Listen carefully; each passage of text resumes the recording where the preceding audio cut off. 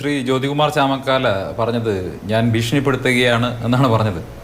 ഈ ഭീഷണി എന്താണെന്നുള്ളത് കൃത്യമായിട്ട് അറിയുന്ന മാധ്യമ സ്ഥാപനമാണ് മാതൃഭൂമി എന്നാണ് ഞാൻ കരുതുന്നത്. കാരണം ഞാനൊരു വാർത്ത കാണിച്ചു തരാം. ഈ വാർത്ത ഒന്ന് സൂം ചെയ്ത് കാണിച്ചാൽ നന്നായിരിക്കും. ഇത് 1976 ജൂൺ 27 മാതൃഭൂമി പത്രമാണ്. 75 അടിയന്തരാവസ്ഥ പ്രഖ്യാപിച്ചു എന്ന് പറയുന്ന മാതൃഭൂമിയുടെ അന്നത്തെ പത്രമാണ് ഞാൻ കാണിക്കുന്നത്. ഇന്നായിരുന്നെങ്കിൽ ഒരു പക്ഷേ മാതൃഭൂമിയുടെ ഹെഡിങ് നന്ദി ഇന്ദിര എന്നായി മാറുമായിരുന്നു, അത്രയേ ഉള്ളൂ. അപ്പോൾ ആരായിരുന്നു മാധ്യമ സ്ഥാപനങ്ങളെ ഭീഷണിപ്പെടുത്തിയത്? ആരാണ് മാധ്യമപ്രവർത്തകരെ പീഡിപ്പിച്ചത്? ആരാണ് കേരളത്തിലെ മാധ്യമപ്രവർത്തകരെ അടക്കം ജയിലടച്ചത്? ആരാണ് മാധ്യമ സ്ഥാപനങ്ങൾക്ക് വാർത്ത കൊടുക്കണമെങ്കിൽ കോൺഗ്രസ് ഓഫീസിൽ നിന്നും കളക്ടർ ഓഫീസിൽ നിന്നും സെൻഷറിങ് കഴിഞ്ഞ ശേഷം മാത്രം വാർത്ത കൊടുക്കാനുള്ള രീതിയിലേക്ക് ഈ രാജ്യത്തെ മാധ്യമ സ്ഥാപനങ്ങളെ തള്ളിവിട്ടത് എന്നൊക്കെ ചരിത്രം അറിയുന്ന ആളുകൾക്ക് മുഴുവൻ അറിയാം ചാമക്കാല. അതുപോലെ മറ്റൊരു കാര്യം അദ്ദേഹം പറഞ്ഞത് ഹിന്ദുക്കളുടെ കുത്തക BJP ഏറ്റെടുക്കേണ്ടതാണ്. നിങ്ങളാരും ഏറ്റെടുക്കാത്തത് കൊണ്ടാണല്ലോ ഞങ്ങൾക്ക് ഏറ്റെടുക്കേണ്ടി വരുന്നത്.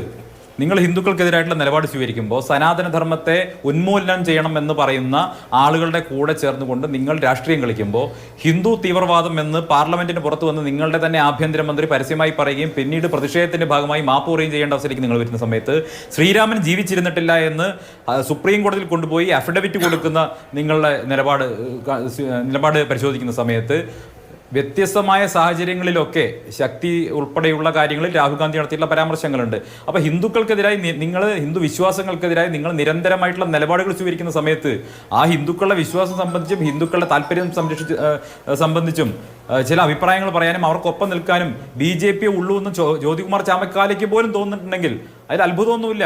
ഇവിടെ മീശ വിവാദം ഉണ്ടായ സമയത്ത് VD സതീശനെടുത്ത നിലപാടെന്തായിരുന്നു? എല്ലാവർക്കും അറിയാലോ. കോൺഗ്രസ് എടുത്ത നിലപാടെന്തായിരുന്നു? നിങ്ങൾ അന്നും ഹിന്ദുക്കൾക്കെതിരായിട്ടുള്ള നിലപാട് സ്വീകരിച്ചവരാണ്.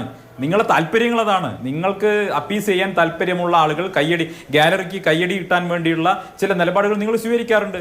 ഇവിടെ എത്ര രാഷ്ട്രീയമായിട്ടുള്ള നഷ്ടം നേരിടേണ്ടി വന്നാൽ പോലും കേരളത്തിലും ഹിന്ദുക്കളുടെ താല്പര്യം സംരക്ഷിക്കാൻ വേണ്ടി ഞങ്ങൾ നിലകൊള്ളുന്നു എന്നുള്ളത് നിങ്ങൾക്ക് ആരോപണമായിട്ട് ഉന്നയിക്കാം. ഞങ്ങൾ അത് അഭിമാനമായിട്ട് തന്നെ ഏറ്റെടുക്കും. അതിലൊരു തർക്കവും വേണ്ട. മറ്റൊരു കാര്യം അദ്ദേഹം പറഞ്ഞത് നരേന്ദ്രമോദിയുടെ പ്രസംഗം സംബന്ധിച്ചാണ്. ഞാൻ പറഞ്ഞ ആക്ഷേപം സംബന്ധിച്ച് അദ്ദേഹം പറഞ്ഞു, നോക്കൂ, മോദിയുടെ പ്രസംഗം ജനൻ TV കാണിച്ചിട്ടുണ്ടെങ്കിൽ ആ ജനൻ TV കാണാൻ നല്ല ആളുകൾ ഉണ്ടായിട്ടുണ്ടാവും. ബാർക്കിന്റെ റേറ്റിംഗ് ഒക്കെ വരുമല്ലോ അടുത്ത ആഴ്ച, അപ്പം നിങ്ങൾക്ക് കാണാം. ഇവിടെ റേറ്റിംഗിൽ പോലും ഒരിടം കിട്ടാത്ത, കോൺഗ്രസ്സുകാർ പോലും കാണാത്ത ജയ്ഹിന്ദ് എന്നൊരു ചാനലുണ്ട്. ആ ചാനലിന്റെ കാര്യമൊക്കെ ആലോചിച്ച് ചാമക്കാല സങ്കടപ്പെട്ടാൽ മതി. ജനൻ TV പലപ്പോഴും കേരളത്തിലെ മുഖ്യധാരാ മാധ്യമങ്ങളോട് മത്സരിച്ച് ശബരിമല സമരകാലത്തൊക്കെ പ്രൈം ടൈമിൽ 1ാം സ്ഥാനത്ത് വന്നിട്ടുള്ള ചാനലാണ്. ഏഷ്യാനെറ്റിനോട് പോലും മത്സരിച്ചിട്ടുള്ളത് റേറ്റിംഗിന്റെ കാര്യത്തിൽ.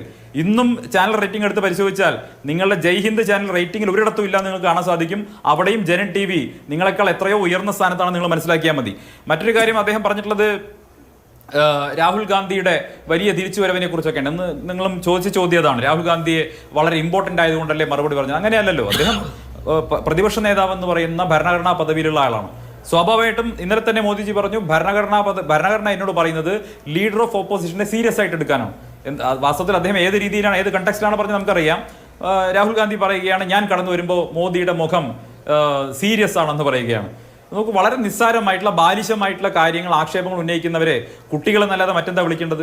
ഇന്നലെ അദ്ദേഹം ഉന്നയിച്ചിട്ടുള്ള ആക്ഷേപങ്ങൾ മുഴുവൻ തകർന്ന തരിപ്പണമായിട്ട് ജ്യോതികുമാർ ചാമക്കാല അതിനെക്കുറിച്ചൊരു വാക്ക് പറയുന്നില്ലല്ലോ. അഗ്നിവീർ പദ്ധതിയുടെ ഭാഗമായിട്ട് എൻറോൾ ചെയ്യപ്പെട്ട അഗ്നിവീരന് കോമ്പൻസേഷൻ കിട്ടിയില്ല എന്ന പച്ചക്കള്ളം രാജ്യത്തിന്റെ സൈന്യത്തെ ഉദ്ധരിച്ചുകൊണ്ട് രാഹുൽ ഗാന്ധി പറഞ്ഞത് ഇന്ന് ആ കുടുംബം പോലും നിഷേധിച്ചിട്ടും 1,10,00,000 രൂപ ഞങ്ങൾക്ക് കിട്ടിയെന്ന് ആ കുടുംബം പറഞ്ഞിട്ടും ആ വിഷയം ഞാൻ ഇവിടെ പറഞ്ഞപ്പോൾ അത് സ്പർശിക്കാതെ ജ്യോതികുമാർ ചാമക്കാല കടന്നുപോയില്ലേ? അപ്പൊ എന്തുകൊണ്ടാ തുടർച്ചയായിട്ട് നിങ്ങൾ നുണ പറയുന്നു? ഓരോരോ വിഷയങ്ങളും നുണ പറയുന്നു. നിങ്ങൾക്ക് ഇങ്ങനെയൊക്കെ പച്ച നുണ ഇലക്ഷൻ സ്പീച്ച് പോലെ വന്ന് പറയാനുള്ള ഇടമല്ല പാർലമെന്റിന്റെ നടുത്തളം എന്നുള്ളത് നിങ്ങൾ ബോധ്യപ്പെടണം. അദ്ദേഹം ലീഡർ ഓഫ് ഓപ്പോസിഷൻ ആണെങ്കിൽ, ഭരണഘടനാ പദവി ഉണ്ടെങ്കിൽ അതിന്റെ അന്തസ് അനുസരിച്ച് പെരുമാറാൻ പഠിക്കണം. അവിടെ ഹിന്ദു ദൈവങ്ങളുടെ ചിത്രങ്ങൾ കൊണ്ടുവന്ന് പ്രദർശിപ്പിക്കുക, അതോടൊപ്പം അദ്ദേഹത്തിന്റെ താല്പര്യമുള്ള കണ്ടെക്സ്റ്റിൽ ഹിന്ദു ദൈവങ്ങൾ എപ്പോഴാണ് അങ്ങനെ പറഞ്ഞിട്ടുള്ളത്? ഇവിടെ ഹിന്ദു ദൈവങ്ങളെ കുറിച്ച് അദ്ദേഹം പറയുന്നു, മറ്റ് മതവിശ്വാസങ്ങളെ കുറിച്ച് പറയുന്നു. ഇസ്ലാം മതത്തിൽ അത്തരം ഒരു മുദ്രയ്ക്കും സ്ഥാനമില്ല എന്ന് ഇസ്ലാം മതത്തിന്റെ ഒഫീഷ്യലായിട്ടുള്ള ബോഡികൾ തന്നെ പറഞ്ഞു കഴിഞ്ഞു. അപ്പോൾ ഇസ്ലാം മതത്തെ കോട്ട് ചെയ്യുന്നു, അതല്ലെങ്കിൽ സിഖ് മതത്തെ കോട്ട് ചെയ്യുന്നു. ഇങ്ങനെ മതങ്ങളെ കോട്ട് ചെയ്തുകൊണ്ട് ഞങ്ങളുടെ ചിഹ്നം, തെരഞ്ഞെടുപ്പ് ചിഹ്നം ഈ മതവിശ്വാസങ്ങളുമായി ബന്ധപ്പെട്ടതാണെന്ന് പറയുകയാണ്. ഈ മതങ്ങളൊക്കെ, ഈ മതത്തിന്റെ സ്ഥാപകരൊക്കെ അതല്ലെങ്കിൽ മതവിശ്വാസികളൊക്കെ കോൺഗ്രസിന്റെ പ്രചാരകരാണ് എന്നാണോ ഇവർ പറയാൻ ഉദ്ദേശിക്കുന്നത്? ഹിന്ദു ദൈവങ്ങളൊക്കെ കോൺഗ്രസിന്റെ പ്രചാരകരാണ്, കോൺഗ്രസിന്റെ ചിഹ്നം കാണിക്കുന്നു എന്നാണോ രാഹുൽ ഗാന്ധി പറയാൻ ഉദ്ദേശിക്കുന്നത്? അങ്ങനെ ഈ വിശ്വാസത്തെ മുഴുവൻ അധിക്ഷേപിക്കുന്ന രീതിയിലുള്ള പരാമർശം ഒരു പ്രതിപക്ഷ നേതാവ് നടത്തുന്ന സമയത്ത് സ്വാഭാവികമായിട്ടുള്ള എതിർപ്പുണ്ടാകും. ആ എതിർപ്പുകൾ ഞങ്ങൾ പറഞ്ഞിട്ടുണ്ട്. ഇന്നലെ സ്പീക്കർ പലതവണ രാഹുൽ ഗാന്ധിയെ തിരുത്തിയല്ലോ. ഒരു പ്രതിപക്ഷ നേതാവ് സഭയിൽ സംസാരിക്കുന്ന സമയത്ത് ചെയറിനെ അഭിമുഖീകരിച്ച് സംസാരിക്കേണ്ടതിന് പകരം ആ ചെയറിനെ അവഹേളിക്കുന്ന രീതിയിൽ തുടർച്ചയായി പുറകോട്ട് തിരിഞ്ഞു നിന്ന് തന്റെ അംഗങ്ങളോട് സംസാരിക്കുന്ന രീതി, ഇത് എവിടുത്തെ രീതിയാണ്? ചുരുങ്ങിയ പക്ഷം 10 തവണ പാർലമെന്റിലേക്ക് ജയിച്ച കൊടിക്കുന്നിൽ സുരേഷ് അദ്ദേഹത്തിന് അറിയുന്ന ഭാഷയിലെങ്കിലും പറഞ്ഞു കൊടുക്കണ്ടേ, മിസ്റ്റർ രാഹുൽ നിങ്ങൾ ചെയ്യുന്നത് ശരിയല്ല എന്ന്? അല്ലെങ്കിൽ എപ്പോഴും എല്ലായ്പ്പോഴും ഈ രാഹുൽ ഗാന്ധിക്ക് വേണ്ടി ട്യൂട്ടറായിട്ട് പണിയെടുക്കുന്ന KC വേണുഗോപാൽ പറഞ്ഞു കൊടുക്കണ്ടേ, നിങ്ങൾ ചെയ്യുന്നത് ശരിയല്ല എന്ന് പറഞ്ഞു കൊടുക്കണ്ടേ? രാഹുൽ ഗാന്ധി 99 സീറ്റ് ജയിച്ചുകൊണ്ട് മെച്യൂരിറ്റി കൂടി നടത്തില്ലല്ലോ. 99 സീറ്റ് ജയിച്ചത് എന്തോ വലിയ കാര്യമായിട്ട് പറയുകയാണ്. നിങ്ങൾ 3-ാം തവണയും തോറ്റു എന്നൊന്ന് അംഗീകരിക്കുക. നിങ്ങളെ ജനങ്ങൾ പ്രതിപക്ഷത്താണ് വീണ്ടും ഇരുത്തിയത് എന്ന് എന്തേ കോൺഗ്രസിന് അംഗീകരിക്കാൻ കഴിയാതെ പോകുന്നു? ഒരു പ്രീ പോൾ അലയൻസായി മത്സരിച്ച് ഞങ്ങളുടെ പ്രധാനമന്ത്രി നരേന്ദ്രമോദി ആയിരിക്കുമെന്ന് ജനങ്ങളോട് പ്രഖ്യാപിച്ച് വീണ്ടും ഇന്ത്യയിലെ ജനങ്ങൾ ഭരിക്കാൻ വേണ്ടി തെരഞ്ഞെടുത്തത് നരേന്ദ്രമോദിയാണ് എന്ന് എന്തേ നിങ്ങൾക്ക് സമ്മതിക്കാൻ പറ്റാത്തത്? ശരി. എന്നിട്ട് 99 സീറ്റ് കിട്ടിയപ്പോൾ ഫയൽവാൻ ജയിച്ചേ എന്ന് പറഞ്ഞുകൊണ്ട് ആഹ്ലാദപ്രകടനം നടത്തുകയാണ്. ഈ 99 സീറ്റ് ജയിച്ചാൽ 98 സീറ്റ് ജയിച്ചാൽ നിങ്ങൾ എങ്ങനെയാണ് ജയിക്കുന്നത്? അവിടെയാണെന്ന് പ്രധാനമന്ത്രി പറഞ്ഞ ഉപമ വളരെ പ്രാധാന്യം അറിയിക്കുന്നത്. നിങ്ങൾ 98 ജയിച്ചെന്ന് പറയുമ്പോൾ അത് 100-ൽ 98 അല്ല, 543 മുതൽ 98 ജനങ്ങളോട് പറയണം. നിങ്ങൾ 98 ജയിച്ചെന്ന് പറയുമ്പോൾ നിങ്ങൾ 100 സീറ്റിൽ ആകെ 100-ൽ 98 ജയിച്ച പോലെയാണ് നിങ്ങൾ പ്രചരണം നടത്തുന്നത്. അതിനെയാണെന്ന് പ്രധാനമന്ത്രി പരിഹസിച്ചിട്ടുള്ളത്. ഇന്ന് പ്രധാനമന്ത്രി കൃത്യമായി നിങ്ങൾ ആരോപിച്ച ആക്ഷേപങ്ങൾക്ക് പാർലമെന്റിൽ ഫ്ലോറിൽ കിട്ടാവുന്ന സമയത്തിനനുസരിച്ച് അദ്ദേഹം മറുപടി കൊടുത്തിട്ടുണ്ട്. ഇവിടെ കോൺഗ്രസിന്റെ പ്രതികരണം എങ്ങനെയായിരുന്നു? ഈ രാജ്യത്തെ ജനാധിപത്യവാദികളെ ഒന്നടങ്കം ഇന്ന് പ്രതിപക്ഷം സ്വീകരിച്ച നിലപാടിനെ സ്വീകരിക്കുമോ? എത്രമാത്രം മോശമായിട്ടാണ് രാജ്യത്തിന്റെ പ്രധാനമന്ത്രി സംസാരിക്കുന്ന സമയത്ത് കോൺഗ്രസ്സുകാരവിടെ പ്രതികരിച്ചത്. രാഹുൽ ഗാന്ധി തന്നെ തന്റെ അംഗങ്ങളോട് പ്രശ്നമുണ്ടാക്കാൻ വേണ്ടി ആവശ്യപ്പെടുകയാണ്. സ്പീക്കർക്ക് തിരുത്തേണ്ടി വന്നു. പ്രതിപക്ഷ നേതാവ് ഒരിക്കലും അത് ചെയ്യരുത്. തന്റെ സഹപ്രവർത്തകരോട് സഭയ്ക്കകത്ത് പ്രശ്നമുണ്ടാക്കാൻ കൈ നിവർത്തി ആവശ്യപ്പെടുന്ന തരംതാണ നിലയിലേക്ക് ഒരു പ്രതിപക്ഷ നേതാവ് പോകരുത് എന്ന് സ്പീക്കർക്ക് പറയേണ്ടി വന്നു. ഇതെന്തൊരു നാണക്കേടാണ്.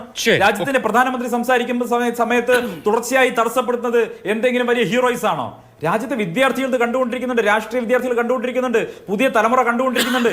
ഈ രീതിയിലേക്ക് ഇന്ത്യയുടെ ജനാധിപത്യത്തിന്റെ മഹത്വത്തെ തരം താഴ്ത്തുന്ന സമീപനം കോൺഗ്രസ് സ്വീകരിക്കുന്നു.